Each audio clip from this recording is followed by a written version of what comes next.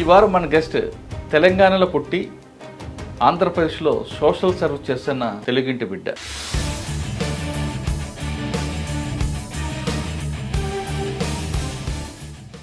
ఎక్కడ నీడ్ ఉందో అక్కడ మనం వర్క్ చేద్దామనేది మొదలుపెట్టాను సార్. అఆలుగా కూడా రాని పిల్లలకి చదవడం రాయడం నేర్పించాను సార్. సో అది నాకు చాలా తృప్తి సార్. కొంతమంది వచ్చి కూర్చునే వాళ్ళు, కొంతమంది మమ్మల్ని చూసి గుడిసెలలో దాక్కునే వాళ్ళు అనమాట. మీరు చేస్తున్న ఈ కార్యక్రమంలో ఒక బస్సుకి వెళ్ళారు, ఒక స్లమ్ ఏరియాకి వెళ్ళి వాళ్ళందరినీ దగ్గర తీసుకొచ్చి వాళ్ళు కూర్చోపెట్టి అన్నం పెట్టి చదువుకున్న చదువు పెట్టారు. ఈ క్రమంలో మీకు ఒక మతం అనే ఒక ముద్ర వేసి ఎవరైనా ఇబ్బంది పెట్టారా? మతం అనేది నాకు అంటే డైరెక్ట్గా ఎవరు ఏమి ఇది చేయలేదు సార్. కాకపోతే జనరల్గా ఏంటి అంటే ఈమె అక్కడ ఏదో బెనిఫిట్ పొందుతుంది అనేది క్రియేట్ చేశారు సార్. మీరు వెళ్ళిన స్లమ్ ఏరియాలో సాధారణంగా మీరు వెళ్ళి ఏ టైం అవ్వచ్చు, అక్కడ తల్లిదండ్రులు కానీ లేదా వేరే వాళ్ళు కానీ కొంచెం వేరే వేరే పొజిషన్లో కనిపిస్తుంటారండి. అంటే వాళ్ళు తాగి రావడమో లేదా ఇంకొక రకం. మీరు ఇళ్లలో ఉంటే బాగుంటుంది, తాగేసి రోడ్డుకి ఇలా పడుకుంటే ఎట్లా, మీ పిల్లల కోసం మేము ఇలా చేస్తున్నాం కదా అన్నప్పుడు వాళ్ళు మా కాలనీకి వచ్చి ఈమె మా మీదనే దబాయింపు చలాయిస్తుంది అనే లెవెల్.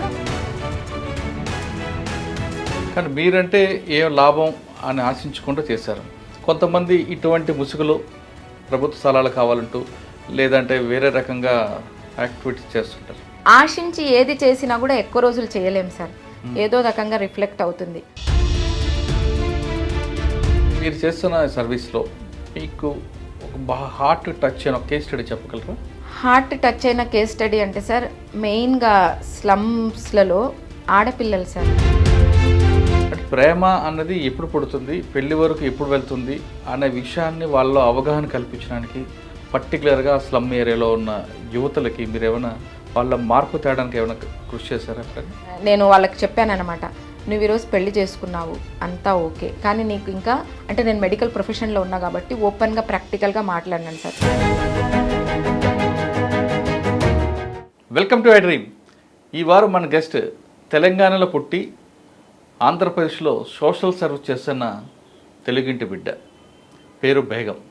ఆమె పుట్టిన తెలంగాణ అయినా ఆంధ్రప్రదేశ్లో స్థిరపడి ఇక్కడ ప్రజలకు సేవ చేయడంలో ఆమె ముందున్నారు. ముఖ్యంగా తిరుపతి, అన్నమయ్య జిల్లా ఈ రెండు ప్రాంతాల్లో ఆవిడ పేరు తెలియని వ్యక్తులు ఎవరుంటారు. పేద విద్యార్థులకు దగ్గర తీయడం, వాళ్ళని చదివించడం, తర్వాత ఎవరైతే పేదవారు ఉన్నారో వాళ్ళకి దగ్గర తీసుకొని వాళ్ళకి కావాల్సిన సౌకర్యాలు ఏర్పాటు చేయడంలో ఆమెకున్న ఆనందం వేరే ఉంది. అసలు ఆలోచన ఎందుకు వచ్చింది అన్న విషయాన్ని ఆమె తెలుసుకున్నాం. నమస్తే మేడం. నమస్కారం సార్. బేగం గారు పుట్టింది హైదరాబాద్ వనపర్తి. ఎస్, మీరుండే సెటిల్ అయింది ఆంధ్రప్రదేశ్. అంటే ఎక్కడొచ్చినా ఎక్కడ రావడం అనేది దానికి తప్పేం కాదు, కానీ సర్వీస్ చేయాలన్న ఆలోచన ఎందుకు వచ్చింది, సర్వీస్ మోటివ్గా ఎందుకు పెట్టుకున్నారండి? ఈ రెండు ప్రశ్నలు సమాధానం చెప్పే ముందు ఒక్కసారి మీ కుటుంబ నేపథ్యం, మీ జర్నీ వనపర్తి టు అన్నమయ్య ఎలా కొనసాగింది? సార్ అమ్మమ్మ వాళ్ళ ఊరు సార్ వనపర్తి. సో అమ్మ అక్కడ ఉద్యోగరీత్యా టీచర్గా వర్క్ చేశారు.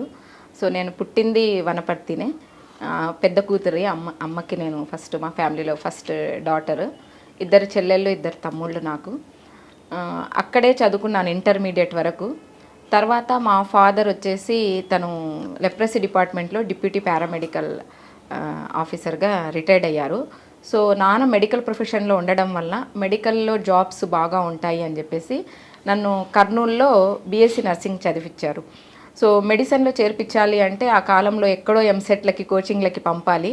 అంత దూరము వెళ్ళి ధైర్యం చేయలేక నాన్న నర్సింగ్ ప్రొఫెషన్లో జాబ్స్ బాగుంటాయి, సో సర్వీస్ అన్నది అంటే నాన్న ఇదే సార్. అంటే తను హార్ట్ఫుల్గా సర్వీస్ చేసేవాళ్ళు. అంటే లెప్రసీ పేషెంట్స్ ఇంటి దగ్గరికి వచ్చి మందులు తీసుకుపోయేవాళ్ళు. ఈ టైమా ఆ టైమా అనేది కాకుండా నాన్న కొత్త కోటకి వెళ్ళి క్లినిక్లో అట్లంతా సర్వీస్ చేసేవాళ్ళు. సో వాళ్ళు లెప్రసీ పేషెంట్స్ అని వాళ్ళని దూరం ఎప్పుడు పెట్టింది మేము చూడలేదన్నమాట. సో ఆ రకంగా మా నాన్నగారు చేసిన సర్వీస్ కావచ్చు, ఈవెన్ ఇంట్లో కూడా అలాంటి ఎన్వైరన్మెంటే ఉన్నింది. అమ్మ కూడా ఎవరికి ఏము ఉంది అంటే కూడా తన శాలరీలో నుంచి డబ్బులు ఇచ్చేదనమాట. అది బంధువులు, దగ్గరి వాళ్ళు, ఎవరికి ఏం ఆపద వచ్చినా కూడా. సో తన జీతం వస్తూనే కొంత డబ్బు ఒక మనం దానం చేయాలి అనే టైప్లో పెట్టేవాళ్ళు అనమాట. ముందుగా మీ నాన్నగారికి నేను నా తరపున చెప్పు మా ఎక్కడున్నా కానీ. ఎందుకంటే లెప్పర్సీ వాళ్ళంటే చిన్న చూపు, వాళ్ళు ముట్టుకోవడానికి దూరంగా ఉండే వ్యక్తులు ఉన్న సమాజంలో మీ నాన్నగారు వాళ్ళకి దగ్గర తీసుకొచ్చి ఆ డ్రెస్సింగ్ చేయడం, ఆ టాబ్లెట్స్ ఇవ్వడం అనేది చాలా చాలా చెప్పకూడని పనిది. అటువంటి పనులు ఆయన చేస్తున్నారంటే ఆయన గొప్పతనానికి నిజంగా నేను థ్యాంక్ యూ సార్. అదే సార్, వాళ్ళలో ఆ జీన్స్లోనే ఉందనుకుంటున్నాను సార్ సర్వీస్ అనేది. అమ్మ నాన్న అమ్మమ్మ అంటే అందరు కూడా అలా సర్వీస్ మోటో ఉన్న వాళ్ళే. నేను చిన్నతనం నుంచి చూసినప్పుడు నాకు అట్లాంటి డిస్క్రిమినేషన్స్ తోటి నేను ఎప్పుడు పెరగలేదు సార్. అందరము జస్ట్ మనుషులము అనేదే. బట్ ప్రతి పుస్తకంలో నేను చదివేది హ్యుమానిటీస్ డివైనిటీ, మానవ సేవయే మాధవ సేవ అని అప్పుడు గవర్నమెంట్ తెలుగు పుస్తకాలు అన్నిట్లో ప్రింట్ అయ్యేది ఉండేది సార్.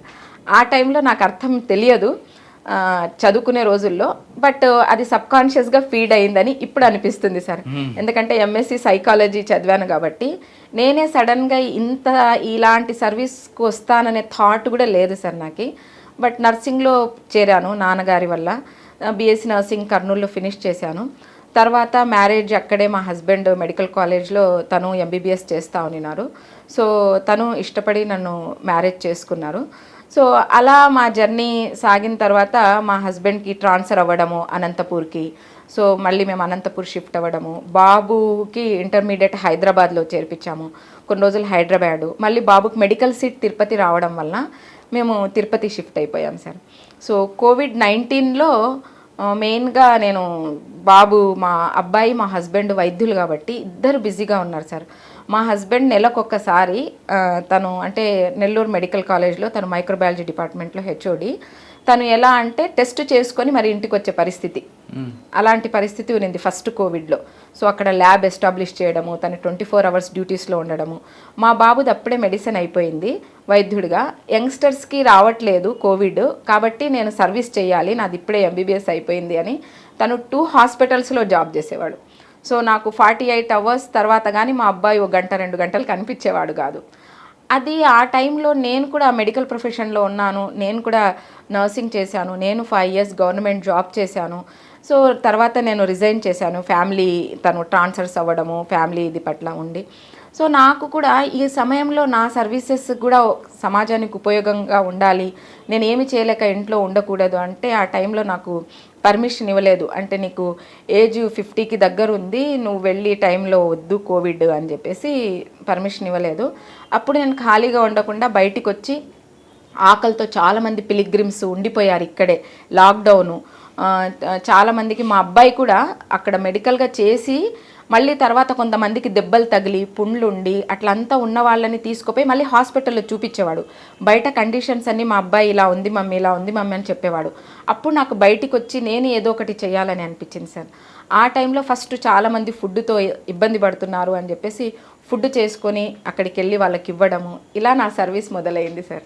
ఫస్ట్ సర్వీస్ స్టార్ట్ అయింది కదమ్మా, ఇందులో చాలా కష్టాలు వస్తాయి. కరోనా టైము, బయటికి వెళ్ళకూడదు. అవును సార్. ఆ ప్రాబ్లం ఎలా ఫేస్ చేస్తారు? ఒకటి. నెంబర్ 2, ఫైనాన్షియల్గా కష్టాలు వచ్చుంటాయి, అది ఎలా మీరు ముందుకు వింటూ? సార్ ఫైనాన్షియల్గా అయితే గవర్నమెంట్ డాక్టర్ కాబట్టి యాక్చువల్గా వైద్యులకి ఎలాంటి ఇబ్బంది లేదు సార్. డాక్టర్స్కి ఫస్ట్ శాలరీస్ ఇచ్చేశారు. మా అబ్బాయి కూడా జస్ట్ ఎంబీబీఎస్ అయిపోతూనే 1.5 lakhs సంపాదించాడు సార్ ఆ టైంలో. ఎందుకంటే ఎక్కువ డబ్బులు ఇచ్చారు డాక్టర్స్కి రిక్రూట్ చేసుకోవడానికి. 75,000 ఒక ప్రైవేట్ హాస్పిటల్లో ఎంబీబీఎస్ అయిపోయిన డాక్టర్కి ఇచ్చారు. సో డబ్బు రీత్యా అయితే ఫైనాన్షియల్గా ఇబ్బంది పడలేదు సార్. బట్ ఏంటి అంటే మనుషులు లేము సార్.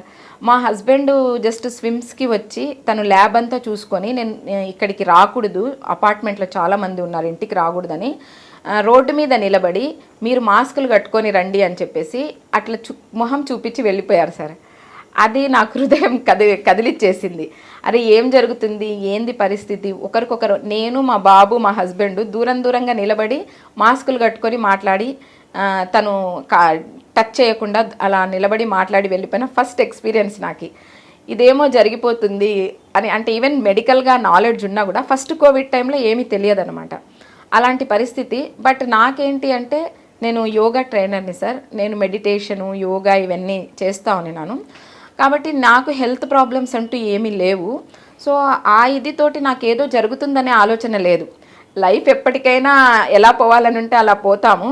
బట్ పోయే లోపల మనకిచ్చిన అవకాశాన్ని సద్వినియోగపరచుకోవాలి. ఖాళీగా వెళ్ళిపోయాము, వచ్చాము ఖాళీగా వెళ్ళిపోయాం అనేది కాదు. సో నేను ఏదో చెయ్యాలి అని ఆ తపన అనేది ఎందుకో సార్ ఏర్పడింది. అది నాకే తెలియదు. అందులో ఉన్న తృప్తిని అనుభవించాను సార్. ఎప్పుడైతే ఇవ్వడము, డైలీ పోయి చెయ్యడము, ఆ వర్క్లో ఆ సాటిస్ఫాక్షన్ అనేది నేను ఎవ్రీడే ఫీల్ అయ్యాను సార్. ఆ సాటిస్ఫాక్షనే ఆ కంటిన్యూషన్ ఆఫ్ సర్వీసెస్కి మెయిన్ అక్కడే బీజం పడింది సార్. తర్వాత మీరు చేసిన సర్వీస్ చెప్పండి. సర్వీస్ అంటే సార్, నేను ఎప్పుడైతే బయటికి వెళ్ళి ఫుడ్ ఇవంతా పడినా రోడ్ సైడ్ చాలా సంస్థలు కూడా వచ్చి వర్క్ చేయడం అనేది మొదలుపెట్టారు సార్. సో అక్కడ ఫుడ్ వేస్ట్ అవ్వడం అనేది నేను గమనించాను సార్. అప్పుడు ఎక్కడ నీడ్ ఉంది అని చెప్పేసి సర్చ్ చేసినప్పుడు కొన్ని స్లమ్ కాలనీస్, ఎందుకంటే అక్కడ వాళ్ళకి పనులు లేవు, వాళ్ళు వెళ్ళి రోడ్డు పైన భిక్షం ఎత్తుకోలేరు, ఫ్యామిలీస్ ఉన్నాయి అక్కడ, ముసలి వాళ్ళు ఉన్నారు, పిల్లలు ఉన్నారు అంతా కూడా. సో పనులు లేక అక్కడ ఫ్యామిలీస్ ఒక పూట ఫుడ్కి కూడా ఇబ్బంది పడేటివి నేను గమనించాను సార్. సో అలాంటి కాలనీస్ ఎక్కడెక్కడ ఉన్నాయి అని చెప్పేసి నేను వెళ్ళి అక్కడ వర్క్ చేసేటప్పుడు చాలామంది పిల్లలు సార్, గవర్నమెంట్ స్కూల్స్ అంతా కూడా ఇది ఉన్నాయి, పిల్లలు డ్రాప్ అవుట్స్ ఆ కాలనీకి వెళ్ళినప్పుడు 5 కూడా చదవని కాలనీస్ ఉన్నాయి సార్ మనకి. ఇంకా అప్పుడు నేను 30 years తర్వాత, అంటే నర్సింగ్ చేసేటప్పుడు నేను కమ్యూనిటీ హెల్త్ సర్వీసెస్ కానీ ఇట్లా కర్నూలులో బుదార్పేట, పాణ్యంలో ఇట్లా స్లమ్ ఏరియాస్కి వెళ్ళి వర్క్ చేశాను సార్. కానీ మనము ఎక్కడో కంప్యూటర్ డిజిటల్ యుగంలోకి అడుగు పెడుతున్నప్పుడు ఇంకా అలాంటి కాలనీస్ ఉన్నాయని నాకు తెలియదు సార్. రియల్లీ అంటే 30 years తర్వాత నేను ఈ టైప్ ఆఫ్ ఎన్వైరన్మెంట్కి, హౌజు, పాజిటివిటీ, స్పిరిచువాలిటీ, ఈ టైప్ ఆఫ్ ఫ్యామిలీ రెస్పాన్సిబిలిటీ, బాబుని పెంచడము, దీంట్లో ఉండిపోయాను. బట్ ఇంకా అంతా మరి 5వ తరగతి కూడా గవర్నమెంట్ ఇన్ని ఫెసిలిటీస్ ఇస్తున్నా కూడా ఇంకా 5 కూడా పాస్ కాకుండా స్కూల్కి కూడా వెళ్ళని పిల్లలు ఉన్నారు అనేది నేను గమనించి చాలా ఫీల్ అయ్యాను సార్. అప్పుడు ఇంకా మన అవసరం ఉంది సమాజానికి, నేను ఒక నాలెడ్జ్ ఉండి కూడా నాకు టైం ఉంది, నాలెడ్జ్ ఉంది, ఒక బాబుని నేను సమాజానికి ఉపయోగపడేలాగా పెంచాను. ఆ తల్లిదండ్రులకి మనం అవేర్నెస్ కలిగించి పిల్లలకు విద్య అన్నదే బీజము కాబట్టి ఆ విద్యని మనం ఎంకరేజ్ చేయాలి అనేది నాకు ఏర్పడింది సార్. వాళ్ళు అసలు టేబుల్స్ కూడా రాని పిల్లలకి ఫుడ్ పెట్టే ముందు కాసేపు కూర్చొని మాట్లాడేది సార్. వాళ్ళతో కూర్చొని మీకు ఏమొచ్చు చెప్పండి, ఒక ఇంటరాక్షన్. సో మీకు అంతా ఫుడ్ తెచ్చాము, కాసేపు మనం మాట్లాడుకుందాము అని ఆ పిల్లలతో కూర్చొనేసి వాళ్ళంతా వచ్చే వరకు, పెద్దవాళ్ళంతా కూడా, పిల్లలందరూ మేము డైలీ ఫుడ్ తీసుకుపోయడం లోపల వచ్చేసారని మమ్మల్ని చూసి వచ్చేసేవాళ్ళు. అక్కడ కూర్చొని మాట్లాడడం అనేది మొదలుపెట్టిన తర్వాత వాళ్ళు కూడా రావని, అసలు టేబుల్స్ కూడా రావని, 1, 2 చెప్తారని, వాళ్ళలో చిన్న సరే మీకేమొచ్చో అవే చెప్పండి అంటే వాళ్ళు సినిమా పాటలు పాడడము అట్లా. అప్పుడు చిన్నగా పేరెంట్స్కి కౌన్సిలింగ్ ఇవ్వడం స్టార్ట్ చేసాం. చూడండి, ఈరోజు మీరు ఇబ్బందులు పడుతున్నారు చదువు లేకనే, చదువున్న వాళ్ళందరూ కూడా ఏదో జాబ్ చేస్తూ ఏదో రకంగా వాళ్ళ తెలివితో ఎంతో కొంత డబ్బు సంపాదించుకొని వాళ్ళు ఇచ్చేస్తున్నారు. ఈరోజు మీ పిల్లలు కూడా మీలాగా సఫర్ కాకూడదు అంటే మేము చదువు చెప్తాము, మీరు అంగీకరిస్తే ఇక్కడే ఫ్రీ ట్యూషన్స్ స్టార్ట్ చేస్తాము మీ ఏరియాలోనే అని చెప్పేసి ఫ్రీ ట్యూషన్స్ అనేది స్టార్ట్ చేశాను సార్. మీరు మంచి హృదయంతో వెళ్ళారు, కానీ వాళ్ళు యాక్సెప్ట్ చేశారా?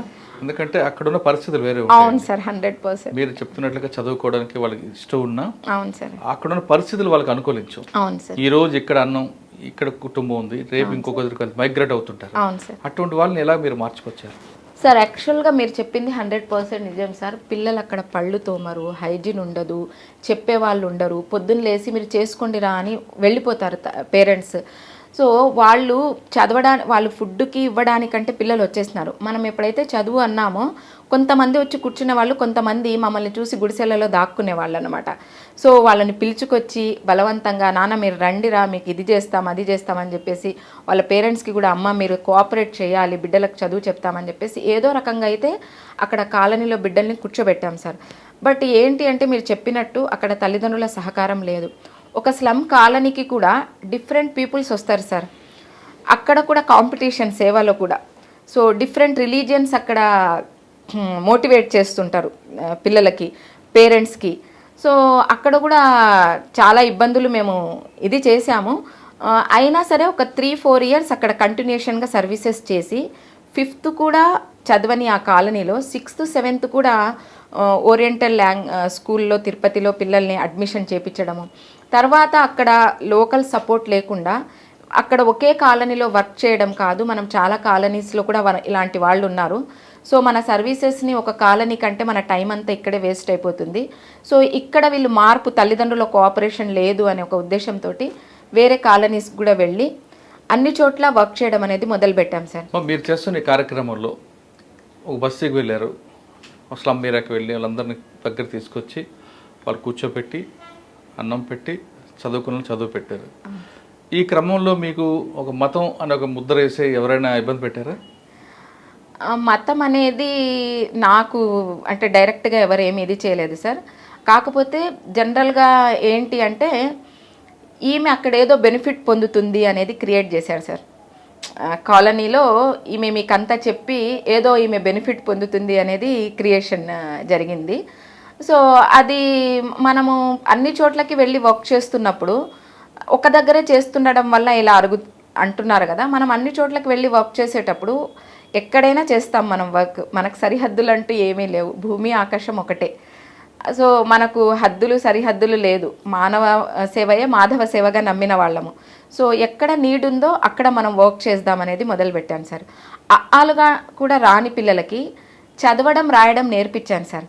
సో అది నాకు చాలా తృప్తి సార్. అంటే వాళ్ళు లైఫ్ లాంగ్ దాన్ని అయితే వాళ్ళు ఆ కాలనీ వాళ్ళు దాన్ని మర్చిపోరు సార్. ఈరోజు కూడా కాలనీలో కొంతమంది పేరెంట్స్, అమ్మ మీరు రెగ్యులర్గా ఇక్కడికి రాకపోవడం వల్ల మా పిల్లలు చాలా ఇబ్బంది పడుతున్నారు, మా పిల్లలకు చెప్పేవాళ్ళు లేరు అని ఎక్స్ప్రెస్ చేసే వాళ్ళు ఉన్నారు. వాళ్ళకే కాలనీలో పడదు సార్. ఇప్పుడు ఒక పిల్లవాడు మంచివాడు అన్నప్పుడు ఇంకొక వాళ్ళు వాళ్ళ పిల్లల్ని పొగుడుతున్నారు, ఇంకో పిల్లవాడికి ఇది చేస్తున్నారు అనే కంపారిజన్స్. ఇప్పుడు నా ఫ్రెండు తను కూడా డాక్టర్స్ ఫ్యామిలీ, తను కొండకు వచ్చినప్పుడు నువ్వు ఇంత పని చేస్తున్నావు కదా, ఎవరైనా 2 ఆడపిల్లలు ఉంటే చెప్పు, నేను అడాప్ట్ చేసుకొని వాళ్ళకి చదువు చెప్పిస్తాను అనేసి చెప్పింది సార్. నా ఫ్రెండ్ మహబూబ్ నగర్లో లక్ష్మి అని ఉంటుంది, సన్షైన్ హాస్పిటల్ వాళ్ళది. తన 2 పిల్లలు కూడా డాక్టర్స్, హస్బెండ్ డాక్టరు. తను కూడా మంచి హృదయంతో ఆ విషయం చెప్పింది. చెప్పినప్పుడు నేను అక్కడ 3 ఆడపిల్లలు ఉన్న తల్లి, భర్త వదిలేసిన యంగ్స్టర్ అమ్మాయి, 20 years కూడా ఉండవు, 3 ఆడపిల్లలు, చిన్న ఏజ్లోనే పెళ్ళిళ్ళు, అవన్నీ జరుగుతున్నాయి. అయినా సరే దానికి మనము ఏం చెప్పలేని పరిస్థితి. ఆ ఆడపిల్లలు 2 ఆడపిల్లలన్నా ఆ పిల్లలకి చదివిద్దామనేసి చెప్పాను సార్. ఆ పిల్లలకే కాదు మా పిల్లలకు కూడా ఇంగ్లీష్ మీడియంలో వేయండి, చదివించండి. సో మనకు అందరికీ మనం చేయలేము, ఎవరికైతే నీడ్ ఉందో. సో ఆ కంపారిజన్స్, వాళ్ళలో వాళ్ళకి పడికి రాకపోవడము, ఇలాంటి కార్యక్రమాల్లో స్థానికంగా ఉన్న రాజకీయ నాయకులు ఎవరైనా ఇబ్బంది పెట్టారా? ఎందుకంటే మీరు వాళ్ళని డామినేట్ చేసుకెళ్తున్నారు కదా. డామినేట్ నేను చేయాలని ఏ రోజు అనుకోలేదు సార్. మనం ఒకరిని డామినేట్ చేయాలి, లేదంటే ఏదో సొంత లబ్ధి కోసం అక్కడ వర్క్ చేయాలి, అసలు no expectations sir. So only మన టైము, ఎనర్జీ, నాలెడ్జ్ 10 మందికి ఉపయోగపడాలనే భావన తప్పితే there is no expectations. And అసలు రాజకీయం అనేది నా ఆలోచనలో కూడా లేదు అసలు. అట్లాంటప్పుడు నేను ఒకరిని ఇది చేయాలి అనేది కూడా ఉండదు. బట్ ఏంటి అంటే మీరు కాలనీకి ఇలా చేసేటప్పుడు మమ్మల్ని కూడా అడుగుతారు అనే క్వశ్చన్ అయితే వచ్చింది సార్. సో మీరు ఇలాంటివన్నీ చేయడం వలన మాకు ఇబ్బంది రావచ్చు అనే ఇది కూడా వచ్చింది సార్. మీరు చాలా మందిని చేస్తున్నారు. 2019 నుంచి ఈ సేవా కార్యక్రమం ప్రారంభించారు కదా. చదువు అన్నది ముఖ్యంగా చదివి కొంతమంది పిల్లలు ఎప్పుడైనా ఎదురుపడ్డారు మీకు? కొంచెం వాళ్ళు ఊహ తెలిసి చదువుకొని అంటే జస్ట్ వాళ్ళంతా హై స్కూల్ కూడా లేదు సార్, ప్రైమరీ స్కూల్ పిల్లలు. సో ఇప్పుడు వాళ్ళు 8th 9th ఆ క్లాస్లలో ఉన్నారు సార్. ఆ కాలనీలో పిల్లలందరిలో కూడా ఇప్పుడు 1-2 పిల్లలే స్కూల్కి రెగ్యులారిటీగా వెళ్తున్నారు సార్. సో మనం ఆ రోజు స్కూల్కి వెళ్ళకుంటే కూడా పేరెంట్స్ చేసే డ్యూటీని, వాలంటీర్ వేరే వాళ్ళు చేసే డ్యూటీని మేము వెళ్ళి తీసుకెళ్ళి పిల్లల్ని స్కూల్లో వదిలేసే వాళ్ళం సార్. టీచర్స్ కూడా చెప్పేవాళ్ళు, మీరు వచ్చి వదులుతున్నారు మేడం అంటే ఎవరో ఒకరు వాళ్ళ బాధ్యత తీసుకోవాలి కదండి, లేదంటే ఆ బిడ్డలు ఎలా మారుతారు. వాళ్ళ పేరెంట్స్కి అంటే పొద్దున్న లేసి వర్క్కి వెళ్ళిపోతారు, వాళ్ళ జీవనాధారం అదే, బిడ్డల్ని వెళ్ళమంటారు వాళ్ళు. కానీ వాళ్ళకి అక్కడ ఉండి స్కూల్కి పంపించే ఇది ఉండదు. ఈ పిల్లలక చదువుకోవాలనే ఆ ఇది లేదు. సో ఆ మధ్యలో వాళ్ళ బాధ్యత ఎవరూ తీసుకోకుండా స్లమ్స్గానే ఉండిపోతున్నాయి. అక్కడ చదువు లేకుండా ఉండిపోతుంది. ఎవరో 1-2 కాన్షియస్ ఉన్న పేరెంట్స్కి తప్పితే అందరు అక్కడ ఎదుగుదల లేదు సార్ నేను గమనించినంత వరకు. ఓకే, మీరు వెళ్ళిన స్లమ్ ఏరియాలో సాధారణంగా మీరు వెళ్ళి ఏ టైం అవ్వచ్చు, అక్కడ తల్లిదండ్రులు కానీ లేదా వేరే వాళ్ళు కానీ కొంచెం వేరే వేరే పొజిషన్లో కనిపిస్తుంటారండి. అంటే వాళ్ళు తాగి రావడమో లేదా ఇంకొక రకం, వాళ్ళు ఎప్పుడైనా మీకు ఎదురుపడడం కానీ లేదా వ్యతిరేకించడం కానీ జరిగిందా? డ్రింక్ చేసేసి వాళ్ళు అడ్డంగానే పడుకుంటారు సార్ మనం వెళ్ళే రోడ్డుకి. అంటే మనతో పాటు అంటే నేను వెళ్తాను, నా ఫ్రెండ్స్ చూసి కొంతమందిని అక్కడ టీచర్స్గా రావడము, వాళ్ళు కొంచెం ఇబ్బంది పడిన రోజులు ఉన్నాయి. ఆ పిల్లల్ని చూసి ఎవరైనా డోనార్స్ ఏమన్నా ఇద్దామనుకున్న వాళ్ళు వాళ్ళు కొంచెం ఇబ్బంది. దానికి మనం వాళ్ళకి మీరు ఇలా పడుకోకూడదు, మీరు ఇండ్లల్లో ఉంటే బాగుంటుంది, తాగేసి రోడ్డుకి ఇలా పడుకుంటే ఎట్లా, మీ పిల్లల కోసం మేము ఇలా చేస్తున్నాం కదా అన్నప్పుడు వాళ్ళు మా కాలనీకి వచ్చి ఈమె మా మీదనే దబాయింపు చలాయిస్తుంది అనే లెవెల్లో వాళ్ళు ఫీల్ అయిన రోజులు ఉన్నాయి సార్. ఇంకా కొంతమంది లేడీస్ మేడం వచ్చింది పక్కకు జరుగు అని చెప్పేసి తాగిన వాళ్ళ హస్బెండ్స్ని లోపలికి తీసుకుపోవడం, ఆమె ఏం చెప్తుందో మన పిల్లలకి నేను వినాలా అని డ్రింక్ చేసి అక్కడే కూర్చున్న రోజులు కూడా ఉన్నాయి సార్ ఫాదర్స్. సో ఇవన్నీ చూసాం సార్. బట్ మా ఇంటెన్షన్ అంతా ఏంటి అంటే ఆ పిల్లల్ని చూస్తే ఇన్నోసెంట్, దే ఆర్ ఇన్నోసెంట్, వాళ్ళని మార్చాలి, వాళ్ళ కోసం వస్తున్నాం మనము, అందులో ఒక్కరైనా సరే చదివి బాగుపడితే హ్యాపీ అని ఎంతో కొంత జ్ఞానం ఇవ్వాలి అనే ఆ ఉద్దేశంతో వెళ్ళేవాళ్ళం సార్. అవన్నీ మాకు కనిపించేటి కాదు నాకైతే. ఓకే, కానీ మీరంటే ఏ లాభం అని ఆశించుకుంటూ చేశారు. కొంతమంది ఇటువంటి ముసుగులు ప్రభుత్వ స్థలాలు కావాలంటూ లేదంటే వేరే రకంగా యాక్టివిటీస్ చేస్తుంటారు లాభాపేక్షతో. అటువంటి వాళ్ళకి మీరు ఇచ్చే మెసేజ్ ఏంటి సార్? ఎప్పటికైనా సరే మనము చేసే సేవా గుణం అనేది లేకుండా మనం స్వార్థంతో ఈ ముసుగులో మనం డబ్బులు సంపాదించాలి అనుకున్నప్పుడు అది ఖచ్చితంగా ఎన్ని రోజులకైనా రిఫ్లెక్ట్ అవుతుంది సార్, నా అభిప్రాయం. చాలామంది కూడా మీరు ఎన్జిఓ ఇది చేశారు, మీరు ఇన్ని రోజుల నుంచి సర్వీసెస్ చేస్తున్నారు, మీరు 80G12Aకి అప్లై చేయొచ్చు కదా, మీకు ఫండ్స్ వస్తాయి కదా, మీరు ఎవరిని అడగరు, మీరు ఎలా చేస్తారు సార్? నా హస్బెండ్ ఇచ్చిన డబ్బులో నేను అసలు ఏమీ ఆశించి చేయలేదు సార్. అసలు నేను సంస్థ పెట్టాలి అనేది కూడా నేను ఈరోజు అనుకోలేదు యాక్చువల్గా. నేను జస్ట్ సర్వీస్ చేయడం మొదలుపెట్టాను నా సొంత డబ్బులతోటి. 2 years సర్వీస్ చేసే ఆ నేపథ్యంలో తమ్ముళ్ళు, చెల్లెళ్ళు, సొంత ఫ్రెండ్స్ చెప్పాను కదా, ఒక 30 years నుంచి బాల్యం నుంచి నా గురించి, నా ఫ్యామిలీ గురించి, నా క్యారెక్టర్ గురించి తెలిసిన వాళ్ళు ఇవ్వడం మొదలుపెట్టారు సార్. నా తరపు నుంచి కూడా ఆ బిడ్డలకు చేయ అకౌంటబిలిటీ కోసం సార్ నేను ఒక్కదాన్ని చేయట్లేదు, నా వాళ్ళు కూడా ఇదయ్యారు. వీ సపోర్ట్, మనము చేయూతనిద్దాం, వీ సపోర్ట్ చారిటబుల్ ట్రస్ట్ అని పేరు పెట్టాను సార్. అప్పుడు మా హస్బెండ్కి చెప్తే అసలు ఏంది ట్రస్ట్ ఏంది, ఎన్జిఓలు ఏంది, నువ్వు చేసేదేంది, నీకేం తెలుసు అని అనేసి అన్నారు సార్. నిజమేనండి, కానీ మనం అకౌంటబిలిటీ అనేది ఉండాలి కదా మనకి ఇచ్చే ప్రతి రూపాయికి. దానికోసం separate phone number, separate account అన్నది ముఖ్యం మనకి. మనం చేస్తున్న సేవ లీగల్గా చేసినప్పుడు నేను చేసే ఇది. సో నా మీద రేపు ఎవరు వచ్చినా కూడా ఐ క్యాన్ షో ఎవిడెన్స్గా, నేను చూడండి ఇది నాకు వచ్చింది, ఇది నేను చేస్తున్న పని అని చెప్పేసి నేను ఎవిడెన్స్ చూపించచ్చు. అలా కాకుండా నేను చేస్తే రేపు నేను చేసే సేవ కంటే ఇందులో నాకు తృప్తి ఉంది, ఇది నేను జీవితాంతం చేయాలనుకుంటున్నాను, అలాంటప్పుడు నేను ఖచ్చితంగా చేయాలి అనేసి అనుకున్నాను సార్. అందుకే నాకు తెలిసి ఎన్ని వచ్చినా సరే మనం ఎదుర్కొని సేవకి మాత్రం అంతరాయం కలగకుండా నా సేవా కార్యక్రమాలు అయితే చేసుకోపోగలుగుతున్నాను సార్. నేను అదే చెప్పేది సార్, అంటే మీరు ఇందాక అడిగిన క్వశ్చన్కి ఆశించి ఏది చేసినా కూడా ఎక్కువ రోజులు చేయలేం సార్, ఏదో రకంగా రిఫ్లెక్ట్ అవుతుంది. సో మనము స్వచ్ఛంగా చేసినప్పుడు ఎన్ని వచ్చినా మనం భయపడకుండా అన్నిటినీ ఎదిరించగలం అనేది ఇది ఉంటుంది సార్ మనకు ఆ ధైర్యం. మీరు చేస్తున్న సర్వీస్లో మీకు ఒక హార్ట్ టచ్ అయిన కేస్ స్టడీ చెప్పగలరా? హార్ట్ టచ్ అయిన కేస్ స్టడీ అంటే సార్ మెయిన్గా స్లమ్స్లలో ఆడపిల్లలు సార్, అంటే లేడీస్ విషయాలే సఫర్ అవుతున్నది, పిల్లలు లేడీసే సార్ నేను గమనించినంత వరకు. ఎందుకంటే వాళ్ళు ఒక ఏజ్ వస్తూనే అబ్బాయిలందరూ కూడా వాళ్ళు ఏదో ఒక అమ్మాయిని అక్కడ అటాచ్ అయిపోవడము, సో ప్రేమ వివాహాలు అన్నట్టు వాళ్ళకి కనీసం ఏమీ ఉండవు. గుళ్ళోకి వెళ్ళి తాళి కట్టేసుకున్నారు మా పిల్లలు, వాళ్ళ పేరెంట్స్ కూడా యాక్సెప్ట్ చేసేస్తారు. గంగమ్మ గుడికి వెళ్ళి తాళి కట్టేసుకున్నారు, వాళ్ళు భార్యాభర్తలు అంతే. తాళి మెడలో పడింది అంటే వాళ్ళు భార్యాభర్తలు. వయసుతో ఉందా, వయసు లేదా, అవన్నీ లేదు. వాళ్ళు ప్రేమించుకున్నారని వాళ్ళ ప్రేమని యాక్సెప్ట్ చేసేస్తారు సార్ నేను చూసిన స్లమ్స్లలో. సో వాళ్ళు ఆ రకంగా ఉంటున్నారు. వాళ్ళు కొన్ని రోజులు అబ్బాయిలు, ఆ అమ్మాయి ప్రెగ్నెన్సీ వచ్చేసి ఆ అమ్మాయి పిల్లలు అంతా కనే టైంలో వదిలేస్తున్నాడు సార్. మళ్ళీ ఇంకొకరితోటి వాళ్ళు కనెక్షన్ పెట్టేసుకుంటున్నారు. ఈ నేపథ్యంలో ఈ అమ్మాయి సఫర్ అవుతూ ఉన్నారు.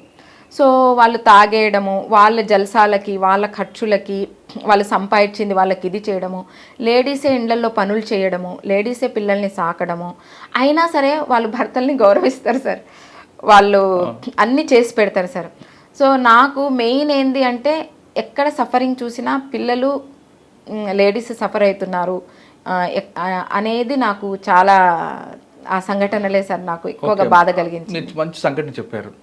ఎక్కువ అమ్మాయిలకి అవగాహన లేక అవును సార్. పెళ్లి చేసుకోవడం, అవును తర్వాత వాడు విడాకులు ఇవ్వడం లేదా విడిచిపెట్టి ఇంకో అమ్మ ఉండడం, ఈ అమ్మాయి సఫర్ అవుతుంది కదా. అవును సార్. అంటే ప్రేమ అన్నది ఎప్పుడు పుడుతుంది, పెళ్లి వరకు ఎప్పుడు వెళ్తుంది అనే విషయాన్ని వాళ్ళలో అవగాహన కల్పించడానికి పర్టికులర్గా స్లమ్ ఏరియాలో ఉన్న యువతలకి మీరు ఏమైనా వాళ్ళ మార్పు తేడానికి ఏమైనా కృషి చేశారా ఎప్పుడైనా? చేశాను సార్. యాక్చువల్గా టోటల్గా 9th క్లాస్ వరకు ఆపేసింది అమ్మాయి. వాళ్ళు పేరెంట్స్ పెళ్లి చేయాలి అని అనుకున్నారు.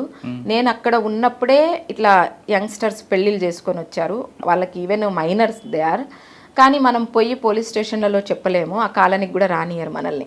వాళ్ళ ఏ విషయాలు మనం బయటికి పోయి చెప్పినా కూడా. అంటే పోలీస్ స్టేషన్ వెళ్లకుండా అమ్మాయిలకే తల్లిదండ్రులకి అవగాహన కల్పించాను సార్. అది నేను వాళ్ళకి చెప్పాను అనమాట, నువ్వు ఈరోజు పెళ్లి చేసుకున్నావు అంతా ఓకే, కానీ నీకు ఇంకా అంటే నేను మెడికల్ ప్రొఫెషన్లో ఉన్నా కాబట్టి ఓపెన్గా ప్రాక్టికల్గా మాట్లాడినాను సార్. సో గర్భసంచి పూర్తిగా ఒక బిడ్డను కనడానికి ఇంకా నీకు ఆ మెచ్యూరిటీ అనేది ఉండదు. సో నువ్వు తొందరగానే బలహీనమైపోతావు, వెంటనే నువ్వు ఇలా కనీసం ఓకే ప్రేమ పెళ్ళి అనే వరకు వచ్చినావు, ఓకే ఇది ఒక టైంలో జరిగే వ్యామోహము, మీలో అలాంటి భావనలు కలుగుతాయి. సో దాన్ని అర్థం చేసుకోలేక మీరు అదే నిజం అనుకొని చేసుకున్నావు మ్యారేజ్ అంతే. కానీ కనీసము పిల్లలు పుట్టకుండా మీరు ఇన్ని రోజులు ఉండాలి అని అబ్బాయికి అమ్మాయికి వాళ్ళ పేరెంట్స్కి అందరు కూడా కనీసం ఇదన్నా చూడండి. అక్కడే ఆ కాలనీలో sir premature babies sir, premature babies, low birth weight. So ఇదంతా కళ్ళ ముందే నాకు జరిగాయి. వాళ్ళనంతా ఎగ్జాంపుల్స్గా చూపించి ఆమెకు ఎందుకు తక్కువ బరువుతో బిడ్డ పుట్టింది, ఆమె ఎందుకు హాస్పిటల్లో వాళ్ళు డెలివరీస్కి ప్రాబ్లమ్స్ ఉండి వాళ్ళకి అప్పుడు హాస్పిటల్స్లో కూడా మేము హెల్ప్ చేసాం సార్. వాళ్ళకి బ్లడ్ ట్రాన్స్ఫ్యూజన్స్ ఇవన్నీ కావాలంటే ఆమెకు ఎందుకు అలా జరిగింది, ఈమెకి ఎందుకు ఇలా జరిగింది, అవన్నీ ఎగ్జాంపుల్స్తో సహా వాళ్ళకి చెప్పడం వల్ల వాళ్ళు నేను అక్కడ కాలనీలో ఉన్నంత వరకు అయితే సార్ ప్రెగ్నెన్సీ రాలేదు ఆ అమ్మాయికి. అలాగే జస్ట్ మెచ్యూర్ అయిన అమ్మాయికి కూడా, చదువు మానేసిన అమ్మాయికి కూడా పేరెంట్స్కి కౌన్సిలింగ్ ఇచ్చి మళ్ళీ చదువు చెప్పించాము. ఆ అమ్మాయి మళ్ళీ ఇప్పుడు డ్రాప్ అవుట్ అయ్యిందంట. కానీ ఆ అమ్మాయికి ఏదో ఒక స్కిల్ వర్క్ నేర్పించమని చెప్పేసి పేరెంట్స్కి మనము చెప్పడం జరిగింది సార్. ఆ అమ్మాయి ఒక వయసు వచ్చేంత వరకు మాత్రం పెళ్లి చేయొద్దు అంటే ఇప్పటికీ వాళ్ళు చేయలేదు సార్. ఓకే, ఫైనల్గా చెప్పండి అమ్మా, మీరు ప్రజల్లోకి వెళ్ళారు, సేవ చేస్తున్నారు, కానీ కొంతమంది మహిళలు చిన్న చిన్న సమస్యలకే విడాకులు తీసుకోవడం లేదు ఆత్మహత్యలు చేసుకోవడం చేస్తుంటారు. అటువంటి వాళ్ళకి మీరు ఇచ్చే మెసేజ్ ఏంటి సార్? ఫస్ట్ ఉమెన్గా నేను చూసినంత వరకు ఎమోషన్స్ ఎక్కువ. ఎందుకంటే మెన్స్ట్రువల్ సైకిల్ అనేది ఒకటి ఉంటుంది, హార్మోనల్ ఇంబ్యాలెన్సెస్ ఫ్లక్చువేషన్స్ అనేటివి ఉంటాయి. సో చాలామందికి తెలియకుండానే ప్రీ మెన్స్ట్రువల్ సిండ్రోమ్ అనేది ఉంటుంది సార్. సో వాళ్ళు మామూలుగా మీరు మామూలు టైంలో ఎన్ని చెప్పినా వాళ్ళు అన్నీ రిసీవ్ చేసుకుంటారు సార్. అదే ఆ మెన్స్ట్రువల్ సైకిల్ ముందు వాళ్ళ హార్మోనల్ లెవెల్స్ వల్ల వాళ్ళకి తొందరగా కోపం రావడం, చికాకు పడడం, ఎమోషన్స్ ఇవన్నీ ఉంటాయి సార్. సో వాళ్ళలో వాళ్ళు గమనించుకోవాలి సార్. అంటే అలాంటి అవగాహన మనకు కలిగించాలి వాళ్ళకి. సో ఇవన్నీ ఆవేశంతో జరిగే పనులు, ఒక క్షణిక ఆవేశంతో తీసుకునే నిర్ణయము నీ టోటల్ లైఫ్ని స్పాయిల్ చేసేస్తుంది. నువ్వు ఈరోజు చనిపోతావు, అతను ఏమన్నా పెళ్లి చేసుకోకుండా ఉంటాడా? లాస్ అయ్యేది నువ్వు, నీ పేరెంట్స్, రేపు పిల్లలు ఉంటే పిల్లలు. సో దానికోసం క్షణిక ఆవేశాలకు ఎమోషన్స్కి వెళ్ళి కాల్చుకోవడాలు నేను కూడా చూశాను సార్. సూసైడ్లు చేసుకోవడాలు అంతవరకు పోవాల్సిన అవసరం లేదు. కొంచెం ఓర్పు సహనంతో ఇది క్షణిక ఆవేశము తోటి మనం చేయాల్సిన పని కాదు అని ఆ టైంకి వాళ్ళు డైవర్ట్ అయ్యి ఇంకొకరితో సమస్యలు చెప్పుకోవడమో, ఇంకొకరికి సపోర్ట్ సిస్టమ్ తీసుకోవడమో అలాంటివి చేయడం అని చెప్పేసి చేయడం వలన వాళ్ళు ఆ తర్వాత మళ్ళీ ఆ ఎమోషన్ ఉండదు సార్. ఆ టైంలోనే ఆ ఎమోషన్ ఉంటుంది. ఆ ఎమోషన్ నుంచి వాళ్ళు బయటపడగలిగితే, వాళ్ళ ఇన్నర్గా ఏవైతే సఫరింగ్స్ ఫీలింగ్స్ ఉన్నాయో అవి వెంటిలేట్ చేసుకోగలిగితే 100% సూసైడ్ వరకు పోదు సార్. ఈవెన్ విడాకులు కూడా సార్ యాక్సెప్ట్ అంటే రెండు వైపులా ఒకరినొకరు యాక్సెప్ట్ చేసుకోగలగాలి సార్. ప్రతి మనిషిలో మంచి చెడు రెండు ఉంటాయి. సో ఆ మనిషిని నువ్వు పెళ్లి చేసుకునేటప్పుడు మంచే కావాలి, నీ ఎక్స్పెక్టేషన్స్కి తగినట్టే ఆ మనిషిని నువ్వు ఊహించుకోవడం వల్ల ఇంకోవైపు నువ్వు యాక్సెప్ట్ చేయలేకపోతున్నావు. నేనేమంటానంటే ప్రతిదీ అంటే నేను చదివిన నేను స్పిరిచువాలిటీ ఆధ్యాత్మికతలో ఈ సృష్టి ద్వంద్వంతో సృష్టించబడింది అని భగవద్గీతలో చెప్తారు సార్. అందరికీ కామన్గా వచ్చే లాంగ్వేజ్. సో రాత్రి పగలు, లాభము నష్టము, సుఖము దుఃఖము అంటే రెండూ ఉంటాయి ఇవి. సో దీన్ని మనము అర్థం చేసుకున్నప్పుడు ఏది శాశ్వతం కాదు, ఈవెన్ గౌతమ బుద్ధుడు కూడా తన శిష్యులకి సంతోషము శాశ్వతం కాదు, దుఃఖము శాశ్వతం కాదు, ఇది ఏమీ ఉండదు, ఇది ఏమీ శాశ్వతం కాదు అనేది మీరు తెలుసుకోండి అని చెప్పేసి ఆయన. సో అలాంటివన్నీ బుక్స్లలో చదివాను సార్. అంటే స్పిరిచువల్ బేసిక్ నాలెడ్జ్ సార్. ఆ ఎమోషన్స్ని ఎలా క్యారీ ఫార్వర్డ్ చేయకుండా మనము ఎలా అర్థం చేసుకోవాలి, అవగాహన చేసుకోవాలి అని ఆ చిన్న చిన్న విషయాలు అవతలి వ్యక్తి ఏదైతే ఈగోగా ఫీల్ కాకుండా మనము అతని మంచితనంతో మనం ఏం చెప్పగలము, మనకు ఎంతవరకు మనము చేయగలము, అతన్ని ఎమోషనల్గా డిస్టర్బ్ కాకుండా నేను ఎమోషనల్గా డిస్టర్బ్ కాకుండా మిడ్ పాత్ ఏముంది మనం సంతోషంగా జీవించడానికి, ఇలాంటి చిన్న అవగాహన అనేటివి ఉన్నప్పుడు మనం ఖచ్చితంగా సార్ కొంతవరకు తగ్గించుకోగలం సార్. ఈవెన్ నేను చదివిన బుక్ సార్, అంటే అప్పట్లో నుంచి కూడా స్పిరిచువాలిటీలో women from Venus man from Mars అని ఆ బుక్ ఉంది కదా సార్. ఆ బుక్లో కూడా అంటే వేరే ప్లానెట్, వీళ్ళు వేరే ప్లానెట్, దూరంగా చూసేటప్పుడు దూరపు కొండలు నునుపుగా కనిపిస్తాయి, అక్కడికి వెళ్ళినప్పుడే అన్నీ ఉంటాయి. సో ఆ చిన్న అండర్స్టాండింగ్ అనేది ఎప్పుడైతే అర్థం చేసుకుంటామో, రెండూ యాక్సెప్ట్ చేయగలిగినప్పుడు సార్ మనము హ్యాపీగా ఉంటామని నా ఉద్దేశం సార్. ఎవరిని ఎవరు మార్చలేము ఫస్ట్. అంటే ఇక్కడ పెళ్లి చేసుకున్నాక మార్చడానికి ప్రయత్నిస్తాం సార్.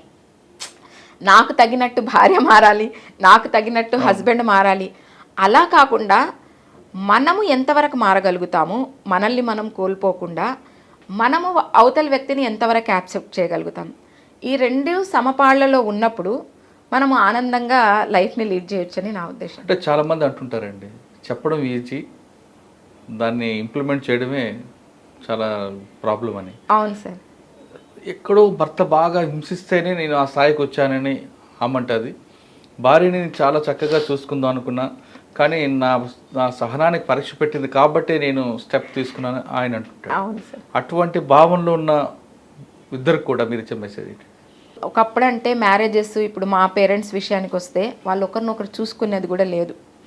మా ఫాదర్ మదర్, సో వాళ్ళు ఎలా ఉంటారు ఒకరికొకరు అనేది కూడా తెలియదు. ఆ కాలంలో అలా చేసేసుకుంటున్నారు.